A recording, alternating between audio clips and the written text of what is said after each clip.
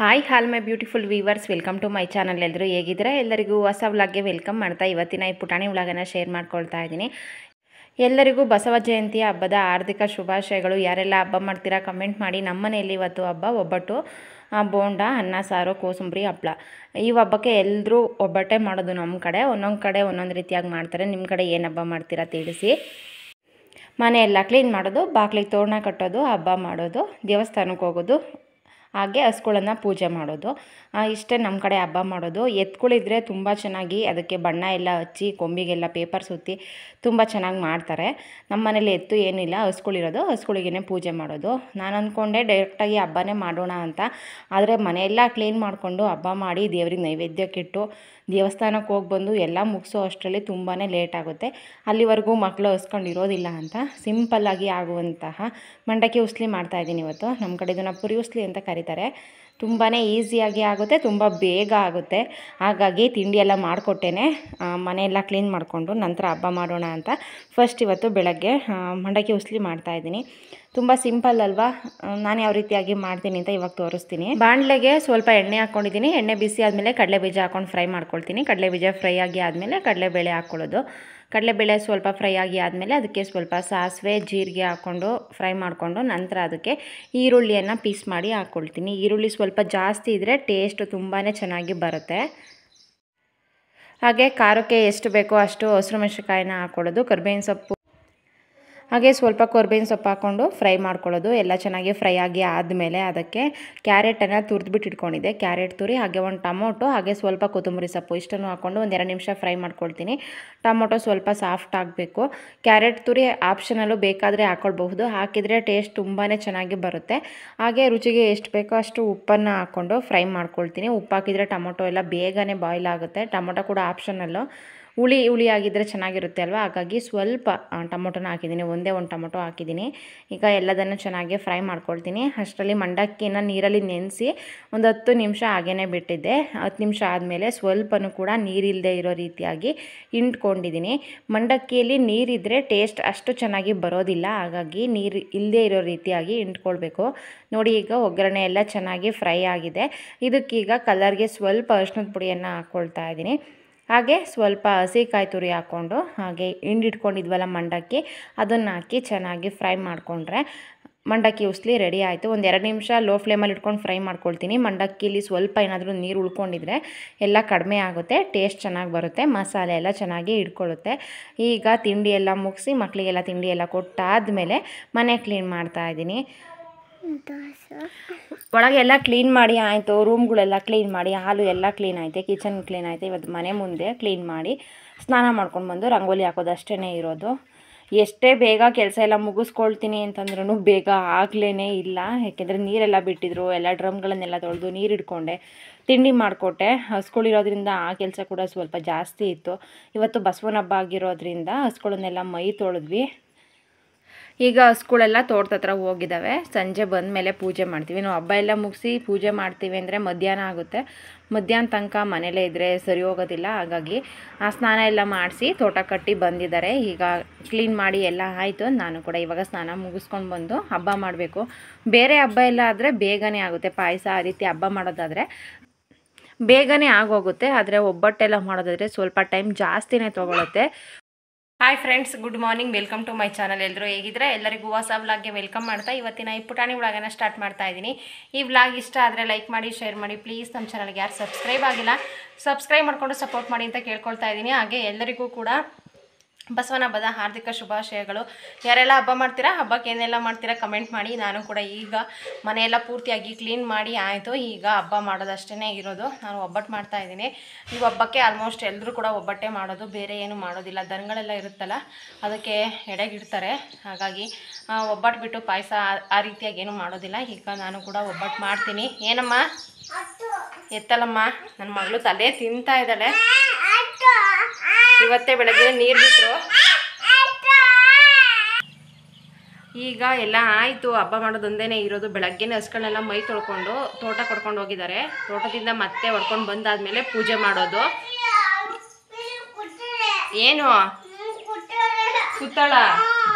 ಒಂದೊಂದು ದಿನ ಸುಮ್ಮನೆ ಆಟ ಆಡ್ತಾಳೆ, ಒಂದೊಂದು ದಿನ ಕೆಲಸ ಇದ್ದಾಗ ಈ ರೀತಿಯಾಗಿ ತಲೆ ತಿಂತಾ ಇರ್ತಾಳೆ. ಎಲ್ಲಿಗೆ ಹೋದ್ರೂ ಕೂಡ ಎತ್ಕೋ ಎತ್ಕೋ ಅಂತ ಬರೋದು.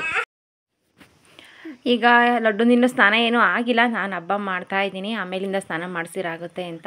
ಇವಾಗ ಬೇಳೆ ಬೇಯೋದಕ್ಕೆ ಇಟ್ಟು ಬಂದಿದ್ದೀನಿ, ಅಂದರೆ ಕಡಲೆಬೇಳೆನ ಕುಕ್ಕರಲ್ಲಿ ಕೂಗ್ಸೋದಕ್ಕೆ ಇಟ್ಟಿದ್ದೀನಿ. ಹಾಗೆಯೇ ಬೇಯಿಸೋದಾದರೆ ಸ್ವಲ್ಪ ಜಾಸ್ತಿನೇ ಟೈಮ್ ತೊಗೊಳುತ್ತೆ, ಹಾಗಾಗಿ ಕುಕ್ಕರಲ್ಲಿ ಕೂಗಿಸಿದ್ರೆ 1 ವಿಷಲ್ ಸಾಕು. ಅಷ್ಟರಲ್ಲಿ ಈಗ ಬೇಳೆ ಬೇಯೋದ್ರೊಳಗೆ ಮೈದಾ ಹಿಟ್ಟನ್ನು ಕಲಸಿ ಎತ್ತಿಡ್ತಾಯಿದ್ದೀನಿ. ಮೈದಾ ಹಿಟ್ಟು ಚೆನ್ನಾಗಿ ನೆಂದರೆ ಒಬ್ಬಟ್ಟು ತುಂಬ ಚೆನ್ನಾಗಿ ಬರುತ್ತೆ. ಮೈದಾ ಹಿಟ್ಟು ಹಾಳಾದರೆ ನಾವು ಒಬ್ಬಟ್ಟಿನ ಟೇಸ್ಟ್ ಎಷ್ಟೇ ಚೆನ್ನಾಗಿದ್ರೂ ಕೂಡ ತೊಟ್ಟೋದಕ್ಕೇ ಬರೋದಿಲ್ಲ, ಆ ರೀತಿಯಾಗಿ ಆಗುತ್ತೆ. ಹಾಗಾಗಿ ನಾವು ಬೇರೆ ಕೆಲಸ ಎಲ್ಲ ಮುಗಿಸ್ಕೊಳೋ ಅಷ್ಟರಲ್ಲಿ ಮೈದಾ ಹಿಟ್ಟನ್ನು ಕಲಸಿಡೋಣ ಅಂತ ಕಲಿಸ್ತಾ ಇದ್ದೀನಿ. ಇನ್ನೇನು ರುಚಿಗೆ ಬೇಕಾಗುವಷ್ಟು ಸ್ವಲ್ಪ ಉಪ್ಪು, ಹಾಗೆ ಕಲರ್ಗೆ ಸ್ವಲ್ಪ ಅರಿಶಿನದ ಪುಡಿ, ಎಣ್ಣೆ, ನೀರು ಹಾಕ್ಕೊಂಡು ಚೆನ್ನಾಗಿ ಕಲಿಸ್ಕೊಂಡಿದ್ದೀನಿ. ಮೈದಾ ಹಿಟ್ಟು ಚೆನ್ನಾಗಿ ಬಂದರೆ ಒಬ್ಬಟ್ಟು ಕೂಡ ಚೆನ್ನಾಗಿ ಬರುತ್ತೆ ನೋಡಿ. ಇವಾಗ ಇದಕ್ಕೊಂದು ಕವರ್ ಮುಚ್ಚಿ 1 ಗಂಟೆ ನೆನೆಯೋದಕ್ಕೆ ಎತ್ತಿಡ್ತೀನಿ. ಈರುಳ್ಳಿ ಪಕ್ಕ ಇಟ್ಟರೆ ಹಾಳಾಗೋಗುತ್ತೆ ಅಂತ ಹೇಳ್ತಾರೆ, ಅಂದರೆ ಒಬ್ಬಟ್ಟು ತೊಟ್ಟೋದಕ್ಕೆ ಚೆನ್ನಾಗಿ ಬರೋದಿಲ್ಲ. ಅದ್ರ ಪಕ್ಕ ಈರುಳ್ಳಿಯನ್ನು ಕಟ್ ಮಾಡಬಾರ್ದು, ಹಾಗಾಗಿ ಕಲಸಿ ದೂರ ಎತ್ತಿಟ್ಟಿದ್ದೀನಿ. ಈಗ ಕಾಯಿ ತುರ್ಕೊಳ್ತಾ ಇದ್ದೀನಿ. ಇವಾಗ ಈರುಳ್ಳಿ ಕಟ್ ಮಾಡ್ಕೊಳ್ಳೋದು, ಕಾಯಿ ತುರ್ಕೊಳ್ಳೋದು ಎಲ್ಲ ಕೆಲಸ ಮುಗಿಸ್ಕೊಂಡ್ರೆ ಒಗ್ಗರಣೆ ಮಾಡೋದು ಆ ಕೆಲಸ ಎಲ್ಲ ತುಂಬ ಬೇಗನೆ ಆಗೋಗುತ್ತೆ. ಇವಾಗ ಒಮ್ಮೆಲೆ ಏನೇನು ಬೇಕು ಕಾಯಿ ತುರ್ಕೊಳ್ಳೋದು, ಈರುಳ್ಳಿ ಹೆಚ್ಕೊಳ್ಳೋದು ಎಲ್ಲ ಕೆಲಸನ ಇವಾಗ ಮುಗಿಸ್ಕೊಳ್ತೀನಿ. ಈರುಳ್ಳಿ ಬೋಂಡಕ್ಕೆ, ಸಾಂಬಾರಿಗೆ, ಕೋಸಂಬರಿಗೆ ಇಷ್ಟಕ್ಕೂ, ಹಾಗೆ ಕಾಯಿ ತುರಿ ಕೂಡ ಕಾಯಿ ರಸಕ್ಕೆ, ಸಾಂಬಾರಿಗೆ, ಒಬ್ಬಟ್ಟಿಗೆ, ಕೋಸಂಬರಿಗೆ ಎಷ್ಟೆಷ್ಟು ಬೇಕೋ ಎಲ್ಲ ಒಂದೇ ಸಲ ತುರಿದು ಎತ್ತಿಡ್ಕೊತೀನಿ. ಈಗ ಸಾಂಬಾರು ಮಾಡೋದಕ್ಕೆ ಒಗ್ಗರಣೆ ಮಾಡ್ಕೊಂಡಿದ್ದೀನಿ. ಅದಕ್ಕೆ ಕಡಲೆಬೇಳೆನ ಬೇಯಿಸ್ಕೊಂಡಿದ್ನಲ್ಲ ಆ ರಸನ ಹಾಕ್ತಾಯಿದ್ದೀನಿ. ಈ ಕಡೆ ಕಡಲೆಬೇಳೆ ಬೆಂದಿತ್ತಲ್ಲ ಅದಕ್ಕೆ ಸಕ್ಕರೆನ ಹಾಕಿದ್ದೀನಿ. ಅರ್ಧ kg ಕಡಲೆಬೇಳೆಗೆ ಅರ್ಧ kg ಸಕ್ಕರೆ ಹಾಕಿದ್ದೀನಿ. ಹಾಗೆ ಒಂದು 3 ಏಲಕ್ಕಿ, ಸ್ವಲ್ಪ ಶುಂಠಿ ಪುಡಿ ಹಾಕಿದ್ದೀನಿ, ಹಾಗೆ ಒಣಶುಂಠಿ ಪುಡಿ, ಹಾಗೆ ಸ್ವಲ್ಪ ಕಾಯಿ ತುರಿ ಹಾಕಿದ್ದೀನಿ. ಸ್ವಲ್ಪ ಅಲ್ಲ, ಜಾಸ್ತಿನೇ ಹಾಕಿದ್ದೀನಿ. ಅರ್ಧ kg ಕಡಲೆಬೇಳೆಗೆ 1 ಕಾಯ್ದು ಪೂರ್ತಿಯಾಗಿ ಕಾಯಿ ತುರಿಯನ್ನು ಹಾಕಿದ್ದೀನಿ. ಕಾಯಿ ತುರಿ ಸ್ವಲ್ಪ ಜಾಸ್ತಿ ಹಾಕಿದರೆ ಟೇಸ್ಟ್ ತುಂಬ ಚೆನ್ನಾಗಿ ಬರುತ್ತೆ. ಇವಾಗ ಇದನ್ನು ಚೆನ್ನಾಗಿ ಕುದಿಸ್ಕೊಳ್ಬೇಕು. ಚೆನ್ನಾಗಿ ಕುದಿಸ್ಕೊಂಡ್ರೆ ಟೇಸ್ಟ್ ಕೂಡ ಚೆನ್ನಾಗಿ ಬರುತ್ತೆ. ಹಾಗೆ ಒಬ್ಬಟ್ಟು ತುಂಬ ಟೈಮ್ ಇಡಬಹುದು, ಹಾಳಾಗೋದಿಲ್ಲ. ಕುದಿಸಿಲ್ಲ ಅಂದರೆ ಒಬ್ಬಟ್ಟು ಬೇಗ ಹಾಳಾಗುತ್ತೆ. ಈಗ ಮಸಾಲೆ ರುಬ್ಕೊಂಡು ಒಗ್ಗರಣೆ ಮಾಡಿಕೊಂಡು ರಸ ಹಾಕಿದ್ನಲ್ಲ ಅದಕ್ಕೆ ಹಾಕಿ ರುಚಿಗೆ ಬೇಕಾಗುವಷ್ಟು ಉಪ್ಪು, ಹಾಗೆ ಹುಳಿ ಹಾಕಿ ಕುದಿಸ್ಕೊಂಡ್ರೆ ಒಬ್ಬಟ್ಟನ ಸಾಂಬಾರು ರೆಡಿ ಆಯಿತು. ಇದನ್ನು ಹೂರ್ಣ ಸಾಂಬಾರು ಅಂತಲೂ ಕೂಡ ಕರೀತಾರೆ. ಇವಾಗ ಕುದಿಸ್ಕೊಂಡ್ರೆ ರೆಡಿ ಆಗುತ್ತೆ. ಮಸಾಲೆ ಯಾವ ರೀತಿಯಾಗಿ ರುಬ್ತೀನಿ ಅಂತ ಹಿಂದಿನ ಬ್ಲಾಗಲ್ಲೆಲ್ಲ ತೋರಿಸಿದ್ದೀನಿ, ಹಾಗಾಗಿ ಮತ್ತೆ ಏನು ತೋರಿಸ್ತಾ ಇಲ್ಲ, ರಿಪೀಟ್ ಆಗುತ್ತೆ ಅಂತ ಹಾಗೆಯೇ ಸ್ವಲ್ಪ ಹೇಳ್ತಾ ಇದ್ದೀನಿ. ಈಗ ಸಾಂಬಾರೆಲ್ಲ ಆಯಿತು. ಈಗ ಬೋಂಡಕ್ಕೆ ರೆಡಿ ಮಾಡ್ಕೊಳ್ತಾ ಇದ್ದೀನಿ. ಈರುಳ್ಳಿ ಕಟ್ ಮಾಡಿ ಹಾಕ್ಕೊಂಡಿದ್ದೀನಿ, ಹಾಗೆ ಕೊತ್ತಂಬರಿ ಸೊಪ್ಪು, ಕರಿಬೇವಿನ ಸೊಪ್ಪು, ಜೀರಿಗೆ ಹಾಕಿದ್ದೀನಿ. ಇಲ್ಲಿ 1 ಬೌಲ್ ಆಗುವಷ್ಟು ಕಡಲೆ ಹಿಟ್ಟನ್ನು ತೊಗೊಂಡಿದ್ದೀನಿ ಸಣ್ಣ ಬೌಲಲ್ಲಿ. ಅದೇ ಬೌಲಲ್ಲಿ 1/4 ಬೌಲ್ ಆಗುವಷ್ಟು ಹುರ್ಗಡ್ಲೆನ ಪುಡಿ ಮಾಡ್ಕೊಂಡಿದ್ದೀನಿ. ಅದೇ ಬೌಲಲ್ಲಿ 1/4 ಬಟ್ಲಾಗುವಷ್ಟು ಕಡಲೆ ಬೀಜನ ಸ್ವಲ್ಪ ಫ್ರೈ ಮಾಡಿಕೊಂಡು ಅದನ್ನು ಕೂಡ ಪೌಡರ್ ಮಾಡಿ ಹಾಕ್ತಾಯಿದ್ದೀನಿ. ಸ್ವಲ್ಪ ಡಿಫ್ರೆಂಟ್ ಟೇಸ್ಟ್ ಬರುತ್ತೆ, ತುಂಬಾ ಚೆನ್ನಾಗಿರುತ್ತೆ. ಈ ರೀತಿಯಾಗಿ ತರಿಯಾಗಿ ರುಬ್ಕೊಂಡಿದ್ದೀನಿ.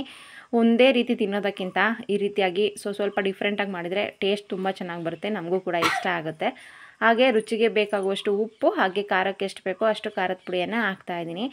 ಖಾರದ ಪುಡಿ ಬದಲು ಹಸಿರು ಮೆಣಸಿಕಾಯಿ ಕೂಡ ಹಾಕ್ಕೊಳ್ಬಹುದು. ನನ್ನ ಮಕ್ಕಳಿಗೆ ಹಸಿರು ಮೆಣಸಿಕಾಯಿ ಸಿಕ್ಕಿದರೆ ಮತ್ತೆ ಬೋಂಡನೇ ತಿನ್ನೋದಿಲ್ಲ, ಹಾಗಾಗಿ ಹಸಿರು ಮೆಣಸಿಕಾಯಿ ಹಾಕ್ತಾಯಿಲ್ಲ. ಖಾರ ಪುಡಿಯೇ ಖಾರಕ್ಕೆ ಎಷ್ಟು ಬೇಕೋ ಅಷ್ಟನ್ನು ಹಾಕ್ತಾಯಿದ್ದೀನಿ. ಹಾಗೆ ಸ್ವಲ್ಪ ಕಾಳು ಹಾಕ್ತಾಯಿದ್ದೀನಿ. ಈಗ ಎಲ್ಲದನ್ನು ಚೆನ್ನಾಗಿ ಮಿಕ್ಸ್ ಮಾಡಿಕೊಂಡು ನಂತರ ಸ್ವಲ್ಪ ನೀರು ಹಾಕಿ ಈ ರೀತಿಯಾಗಿ ಗಟ್ಟಿಗೆ ಕಲಿಸ್ಕೊಳ್ತೀನಿ. ಈ ಕಡೆ ಎಣ್ಣೆ ಕಾಯೋಕೆ ಇಟ್ಕೊಂಡಿದ್ದೆ, ಎಣ್ಣೆ ಕೂಡ ಚೆನ್ನಾಗಿ ಕಾದಿತ್ತು. ಈಗ ಬೋಂಡ ಹಾಕ್ತಾಯಿದ್ದೀನಿ. ಯಾವ ಸೈಜಿಗೆ ಬೇಕು ಆ ಸೈಜಿಗೆ ಬೋಂಡ ಹಾಕೊಂಡ್ರೆ ಟೇಸ್ಟಿಯಾದಂತಹ ಬೋಂಡ ರೆಡಿ ಆಯಿತು. ಹಾಗೆ ಇದಕ್ಕೆ ಸೋಡಾ ಏನನ್ನು ಕೂಡ ಹಾಕಿಲ್ಲ, ಕಡಲೆ ಬೀಜ, ಕಡಲೆ ಪುಡಿ ಎಲ್ಲ ಹಾಕಿರೋದ್ರಿಂದ ಅದೇ ತುಂಬ ಸಾಫ್ಟಾಗಿ ಬರುತ್ತೆ. ಇನ್ನು ಸೋಡಾ ಪುಡಿ ಎಲ್ಲ ಹಾಕಿದರೆ ಜಾಸ್ತಿ ಎಣ್ಣೆ ಕುಡಿಯುತ್ತೆ. ಬೇಕಾದರೆ ಒಂದು ಬೋಂಡ ಹಾಕ್ಕೊಂಡು ಬೆಂದಾದಮೇಲೆ ನೋಡಿ ಏನಾದರೂ ಸ್ವಲ್ಪ ಹೊರಟಾಯಿತು ಅಂತ ಅನಿಸಿದರೆ ಸೋಡಾ ಪುಡಿನ ಹಾಕ್ಕೊಳ್ಬಹುದು. ಹಾಕೋ ಅವಶ್ಯಕತೆ ಏನಿರೋದಿಲ್ಲ. ಕಡಲೆ ಬೀಜ, ಕಡಲೆ ಪುಡಿ ಎಲ್ಲ ಹಾಕಿರ್ತೀವಲ್ಲ ಅದೇ ತುಂಬಾ ಸಾಫ್ಟಾಗಿ ಬರುತ್ತೆ. ಟೇಸ್ಟ್ ಕೂಡ ತುಂಬಾ ಚೆನ್ನಾಗಿ ಬಂದಿತ್ತು. ಈ ರೀತಿ ಒಮ್ಮೆ ಟ್ರೈ ಮಾಡಿ. ಈ ರೀತಿ ಯಾರೆಲ್ಲ ಮಾಡ್ತೀರಾ ಕಮೆಂಟ್ ಮಾಡಿ. ಇವಾಗ 2 ಸೈಡು ಚೆನ್ನಾಗಿ ಬೇಯಿಸ್ಕೊಂಡ್ರೆ ರುಚಿಯಾದಂತಹ ಬೋಂಡ ರೆಡಿ ಆಗುತ್ತೆ. ಬೋಂಡ ಟೇಸ್ಟ್ ತುಂಬಾ ಚೆನ್ನಾಗಿ ಬಂದಿತ್ತು. ಹಾಗೆ ಇದನ್ನು ಸ್ವಲ್ಪ ಜಾಸ್ತಿ ಬೇಯಿಸ್ಕೊಳ್ಬೇಕು. ಸಾಫ್ಟಾಗಿದ್ದರೆ ಅಷ್ಟು ಚೆನ್ನಾಗಿ ಬರೋದಿಲ್ಲ, ಕ್ರಿಸ್ಪಿ ಆಗಿದ್ದರೆ ತುಂಬ ಚೆನ್ನಾಗಿರುತ್ತೆ ಟೇಸ್ಟು. ಇವಾಗ ಒಂದು ಕಡೆ ರೈಸ್ಗೆ ಇಟ್ಟಿದ್ದೀನಿ. ಈಗ ಒಬ್ಬಟ್ಟನ್ನು ತೊಡ್ತಾ ಇದ್ದೀನಿ. ಮೈದಾ ಹಿಟ್ಟು ತುಂಬ ಚೆನ್ನಾಗಿ ನೆಂದಿತ್ತು. ಒಬ್ಬಟ್ಟು ತೊಟ್ಟೋದಕ್ಕಂತೂ ತುಂಬ ಚೆನ್ನಾಗಿ ಬರ್ತಾಯಿತ್ತು. ಟೇಸ್ಟ್ ಕೂಡ ಚೆನ್ನಾಗಿತ್ತು. ನಿತ್ಯ ಅಂತೂ ಸೂಪರ್ ಆಗಿದೆ ಮಮ್ಮಿ ಒಬ್ಬಟ್ಟು ಅಂತ, ಅಷ್ಟು ಚೆನ್ನಾಗಿ ಬಂದಿತ್ತು. ತೊಗರಿಬೇಳೆಕ್ಕಿಂತ ಕಡಲೆಬೇಳೆಯಲ್ಲಿ ಒಬ್ಬಟ್ಟು ಟೇಸ್ಟ್ ತುಂಬಾ ಚೆನ್ನಾಗಿ ಬರುತ್ತೆ. ಈಗ ಒಬ್ಬಟ್ಟೆಲ್ಲ ತೊಟ್ಟಿ ಆಯಿತು. ಕೋಸಂಬರಿ ಮಾಡಿದೆ. ಇವಾಗ ದೇವರಿಗೆ ನೈವೇದ್ಯಕ್ಕೆ ತುಂಬ್ತಾ ಇದ್ದೀನಿ. ದೇವಸ್ಥಾನಕ್ಕೆ ಎಲ್ಲ ಹೋಗ್ಬೇಕಲ್ಲ, ಹಾಗಾಗಿ ಎಲ್ಲದಕ್ಕೂ ನೈವೇದ್ಯಕ್ಕೆ ಒಂದೇ ಸಲ ತುಂಬಿಡ್ತಾ ಇದ್ದೀನಿ. ಕಡಲೆಬೇಳೆ ಕೋಸಂಬರಿ, ಬೋಂಡ, ಒಬ್ಬಟ್ಟು, ಹಾಗೆ ಅನ್ನ ಸಾಂಬಾರು ಇಷ್ಟೇ ಹಪ್ಪಳ ಎಣ್ಣೆಗೆ ಹಾಕಿದ್ದೆ. ಈಗ ಅಡುಗೆ ಎಲ್ಲ ಮಾಡಿ ಆದಮೇಲೆ ಈಗ ದೇವ್ರ ಪೂಜೆ ಮಾಡ್ತಾ ಇದ್ದೀನಿ. ಲಡ್ಡು ಅಂತೂ ಬೆಳಗ್ಗೆಯಿಂದ ಆಟ ಮಾಡ್ತಾನೆ ಇದ್ದಾಳೆ. ಒಂದೊಂದು ದಿನ ಸುಮ್ಮನೆ ಇರ್ತಾಳೆ, ಒಂದೊಂದು ದಿವಸ ಈ ರೀತಿಯಾಗಿ ಕೆಲಸ ಜಾಸ್ತಿ ಇದ್ದಾಗಲೇ ಆಟ ಮಾಡೋದು ಜಾಸ್ತಿ. ಅವಳನ್ನ ಹೇಗೋ ಸುಧಾರಿಸ್ಕೊಂಡು ಒಂದು ಸಲ ಅಳ್ತಾಳೆ, ಬಾ ಎತ್ಕೋ ಅಂತಾಳೆ, ಆಟ ಮಾಡ್ತಾಳೆ, ಹೇಗೋ ಏನೇನೋ ಮಾಡಿಕೊಂಡು ಹೊಸ ಟಾಯ್ಸ್ ಎಲ್ಲ ಕೊಟ್ಟು ಸಮಾಧಾನ ಮಾಡಿಕೊಂಡು ಹಬ್ಬ ಎಲ್ಲ ಮಾಡಿ ಮುಗಿಸಿದೆ. ಇವಾಗ ದೇವ್ರ ಪೂಜೆ ಮಾಡ್ತಾಯಿದ್ದೀನಿ. ದೇವಸ್ಥಾನಕ್ಕೆ ಇವತ್ತು ನಿತ್ಯನೇ ಕಳಿಸ್ತೀನಿ. ಎಡೆ ಎಲ್ಲ ತುಂಬಿಕೊಟ್ರೆ ಹೋಗಿ ಅಲ್ಲಿ ಎಡೆ ಮಾಡಿಸ್ಕೊಂಡು ಬರ್ತಾರೆ. ನಾನು ಮನೇಲಿ ಪೂಜೆ ಮಾಡಿ ನೈವೇದ್ಯಕ್ಕೆ ಇಲ್ಲೇ ಇಡ್ತೀನಿ. ಲಡ್ಡು ಇಲ್ಲೇ ಕುತ್ಕೊಂಡು ನೋಡ್ತಾ ಇದ್ದಾಳೆ, ಒಂದೊಂದು ಸಲ ಬಂದು ಅಳ್ತಾ ಇದ್ದಾಳೆ ಅವಳು. ಹಾಗೆ ನಾಳೆ ನನ್ನ ಮಗಳದ್ದು ಬರ್ತಡೇ ಇದೆ. ಇವತ್ತು ಬಟ್ಟೆ ತರೋದಕ್ಕೆ ಹೋಗೋಣ ಅಂತ ಅಂದ್ಕೊಂಡ್ವಿ, ಆದರೆ ಇವತ್ತು ಹೋಗೋದಕ್ಕಾಗಲೇ ಇಲ್ಲ. ಯಾಕೋ ಸ್ವಲ್ಪ ಸುಸ್ತಾದಂಗೆ ಅನ್ನಿಸ್ತಾ ಇತ್ತು. ನಾಳೆನೇ ಹೋದ್ರಾಗುತ್ತೆ ಅಂತ ಸುಮ್ಮನಾದ್ವಿ. ಇವತ್ತು ಹೋಗೋಣ ಅಂದ್ಕೊಂಡು ಬೇಗ ಕೆಲಸ ಎಲ್ಲ ಮುಗಿಸ್ಕೊಳ್ಳೋಣ ಅಂತ ಅಂದ್ಕೊಂಡೆ, ಆದರೆ ಇವತ್ತು ಹೋಗೋದಕ್ಕೇ ಆಗಲಿಲ್ಲ. ಇವಾಗ ಮನೇಲೆಲ್ಲ ಪೂಜೆ ಮಾಡ್ತಾಯಿದ್ದೀನಿ. ಅವಳಿಗಲ್ಲಿ ಯಾವುದೋ ಹೊಸ ಟಾಯ್ಸ್ ಬೇಕಂತೆ, ಅದನ್ನು ಕೊಡು ಇದನ್ನು ಕೊಡು, ಎಷ್ಟೊಂದು ಕೊಟ್ಟಿದ್ದೀನಿ ಆದ್ರೂ ಬಿಡ್ತಾ ಇಲ್ಲ. ಅದನ್ನು ಕೊಡು ಇದನ್ನು ಕೊಡು ಅಂತ ಬೆಳ್ಳು ಮಾರ್ಕೆಲ್ಲ ಮಾಡಿ ಅದೆಲ್ಲ ರೋಸ್ ಮಾಡಿ ಕೂರಿಸಿದಾಳೆ. ಅವಳಿಗೇನಾದ್ರೂ ತೋರಿಸೋದಕ್ಕೆ ಸಿಗಲಿಲ್ಲ ಅಂತಂದರೆ ಚೇರ್ ಇದೆಯಲ್ಲ, ಚೇರ್ ತೊಗೊಂಡು ಬಂದು ಹಾಕ್ಕೊಂಡು ಅದ್ರ ಮೇಲೆ ನಿಂತ್ಕೊಂಡು ತೋರಿಸೋದು. ಏನಂತಂದರೆ ಇನ್ನೂ ಶೋಕೇಸ್ ಗ್ಲಾಸ್ ಓಪನ್ ಮಾಡೋದಕ್ಕೆ ಬರೋದಿಲ್ಲ, ಬಂದರೆ ಎಲ್ಲ ಟಾಯ್ಸ್ ಕೂಡ ಕೆಳಗೆ ಇರುತ್ತೆ ಅಂತ ಅನಿಸುತ್ತೆ. ಇವಾಗ ಮನೇಲೆಲ್ಲ ಪೂಜೆ ಆಯಿತು. ಇವಾಗ ನಿತ್ಯ ದೇವಸ್ಥಾನಕ್ಕೆ ಹೊರಟಿದ್ದಾರೆ. ನೈವೇದ್ಯಕ್ಕೆಲ್ಲ ತುಂಬಿಟ್ಟಿದ್ದೆ, ಇವಾಗ ತೊಗೊಂಡೋಗಿ ಮಾಡಿಸ್ಕೊಂಡು ಬರೋದು. ದೇವಸ್ಥಾನಕ್ಕೆ ಹೋದರೆ ಅಲ್ಲಿ ಪೂಜಾರಿ ಇರ್ತಾರೆ, ಅವರೇ ಎಲ್ಲ ಮಾಡಿಕೊಡ್ತಾರೆ, ತೊಗೊಂಡೋಗಿ ಬರಬೇಕಷ್ಟೇ. ನೋಡಿ ಲಡ್ಡು ಹೇಗೆ ಆಟ ಮಾಡ್ತಾಯಿದ್ದಾಳೆ ಅಂತ. ಅವಳು ಯಾಕೆ ಹೋಗ್ತಾ ಇದ್ದಾಳೆ, ನೀನು ಯಾಕೆ ಹೋಗಿಲ್ಲ, ಎತ್ಕೋ ನನ್ನ ಅಂತ ಆಟ ಮಾಡ್ತಾ ಇರೋದು. ದೇವಸ್ಥಾನಕ್ಕೆ ಹೋಗಿ ಬಂದಮೇಲೆ ಎಲ್ಲರೂ ಕೂಡ ಕುತ್ಕೊಂಡು ಒಟ್ಟಿಗೆ ಊಟ ಎಲ್ಲ ಮುಗಿಸ್ಕೊಂಡ್ವಿ. ಒಂದು ಅರ್ಧ ಗಂಟೆ ಮಲಗಿ ರೆಸ್ಟ್ ಮಾಡಿದೆ. ನಂತರ ಒಂದು ವಿಡಿಯೋ ಎಡಿಟ್ ಮಾಡೋದಿತ್ತು, ಅದನ್ನು ಕೂಡ ಮುಗಿಸ್ಕೊಂಡೆ. ಈಗ ಸಂಜೆ ಆಯಿತು. ಸಂಜೆ ಹಸುಗಳು ತೋಟದಿಂದ ಮನೆಗೆ ಬಂದಿತ್ತು. ಈಗ ಹಸುಗಳಿಗೆ ಪೂಜೆ ಮಾಡುವಂತಹ ಸಮಯ. ಲಡ್ಡು ನಾನು ಮಾಡ್ತೀನಿ ಅಂತ, ಆದರೆ ಪಕ್ಕಕ್ಕೆ ಹೋಗೋದಕ್ಕೆ ಅವಳಿಗೆ ತುಂಬಾ ಭಯ. ಚಿಕ್ಕವಳಿದ್ದಾಗಿಂದನೂ ಕೂಡ ಹಸುಗಳನ್ನು ನೋಡಿಕೊಂಡೇ ಬಂದಿದ್ದಾಳೆ. ಆದರೂ ಕೂಡ ಹಸುಗಳಂದರೆ ಸಿಕ್ಕಾಪಟ್ಟೆ ಭಯ ಇದ್ದಷ್ಟು ಸ್ವಲ್ಪ ಒಳ್ಳೆಯದೇ. ಯಾಕೆ ಅಂತಂದರೆ ಭಯ ಇಲ್ಲ ಅಂತಂದರೆ ಹಸುಗಳು ಪಕ್ಕದಲ್ಲೇ ಹೋಗಿ ನಿಂತ್ಕೊಳ್ಳೋದು, ಕೂತ್ಕೊಳ್ಳೋದು ಎಲ್ಲ ಮಾಡ್ತಾಯಿರ್ತಾರೆ. ಒಂದೊಂದು ಸಲ ತಿವಿದ್ಬಿಟ್ರೆ ಅಂತ ಭಯ ಆಗುತ್ತೆ. ಇವಾಗ ಪೂಜೆ ಮಾಡ್ತಾಯಿದ್ದೀನಿ. ಬೆಳಗ್ಗೆನೇ ಸ್ನಾನ ಎಲ್ಲ ಮುಗಿಸ್ಕೊಂಡು ಹೋಗಿದ್ದು. ಎತ್ತುಗಳಿಗಾದರೆ ಇನ್ನೂ ಚೆನ್ನಾಗಿ ಮಾಡಿರ್ತಾರೆ. ಕೊಂಬಿಗೆಲ್ಲ ಬಣ್ಣ ಹಚ್ಚಿ ಅದಕ್ಕೆ ಕಲರ್ ಪೇಪರ್ ಬರುತ್ತಲ್ಲ ಅದನ್ನೆಲ್ಲ ಅಂಟಿಸಿ ತುಂಬ ಚೆನ್ನಾಗಿ ಮಾಡಿರ್ತಾರೆ. ನಾವು ಇಷ್ಟೇ ಮಾಡೋದು, ನಮ್ಮಲ್ಲೇನು ಎತ್ತಿಲ್ಲ, ಹಸುಗಳಿಗೇ ಪೂಜೆ ಮಾಡೋದು. 2 ಹಸುನೂ ಕೂಡ ಇವಾಗ ಪೂಜೆ ಮಾಡ್ತಾಯಿದ್ದೀನಿ. ಲಡ್ಡು ನಾನು ಮಾಡ್ತೀನಿ ಅಂತ ಹೇಳ್ತಾ ಇದ್ಲು, ಆದರೆ ಪಕ್ಕಕ್ಕೆ ಬರೋದಕ್ಕೆ ಭಯ. ಇವಾಗ ಇನ್ನೊಂದು ಹಸು ಇತ್ತಲ್ಲ ಅಲ್ಲಿಗೂ ಕೂಡ ಪೂಜೆ ಮಾಡೋದಕ್ಕೆ ಹೋಗ್ತಾಯಿದ್ದೀನಿ. ನಮ್ಮ ಸಂಸ್ಕೃತಿ ನಮ್ಮ ಹೆಮ್ಮೆ ಅಂತಲೇ ಹೇಳ್ಬೋದು. ಒಂದೊಂದು ಹಬ್ಬದಲ್ಲಿ ಒಂದೊಂದು ಆಚಾರ ವಿಚಾರ ತಿಳ್ಕೊಳ್ಳೋದು ತುಂಬಾ ಇರುತ್ತೆ. ನಮಗೆ ಗೊತ್ತಿಲ್ಲದೇ ಸುಮ್ಮನೆ ಹಬ್ಬ ಮಾಡ್ತಾರೆ ಅಂತ ಹೇಳೋದಲ್ಲ. ಇವಾಗ ತೆಂಗಿನಕಾಯಿ ಮರ ಇರುತ್ತಲ್ಲ, ತೆಂಗಿನ ಮರ, ಅದನ್ನು ಕೂಡ ನಮ್ಮ ಕಡೆ ವರ್ಷಕ್ಕೊಂದ್ಸಲ ಶ್ರಾವಣದಲ್ಲಿ ತೋಟದೆಡೆ ಅಂತ ಮಾಡ್ತಾರೆ. ಅದಕ್ಕೂ ಕೂಡ ತೆಂಗಿನ ಮರಕ್ಕೂ ಕೂಡ ಪೂಜೆ ಮಾಡಿ ಅದಕ್ಕೂ ನೈವೇದ್ಯಕ್ಕೆ ಇಡ್ತೀವಿ. ನಾವು ಅದರಿಂದ ಅನ್ನ ತಿಂತಾಯಿದ್ವಿ. ಅದು ನಮಗೆ ದೇವ್ರ ಸಮಾನ ಅಂತ. ಇವಾಗ ಬಸವನ ಹಬ್ಬನೂ ಆಗಿರಬಹುದು, ಅದು ಕೂಡ ನಮಗೆ ದೇವ್ರ ಸಮಾನನೇ. ಹಾಗಾಗಿ ಅದಕ್ಕೂ ಕೂಡ ವರ್ಷಕ್ಕೊಂದ್ಸಲ ಹಬ್ಬ ಮಾಡಿ ಅದಕ್ಕೂ ನೈವೇದ್ಯಕ್ಕಿಟ್ಟು ಎಲ್ಲದನ್ನು ಪೂಜೆ ಮಾಡೋದು.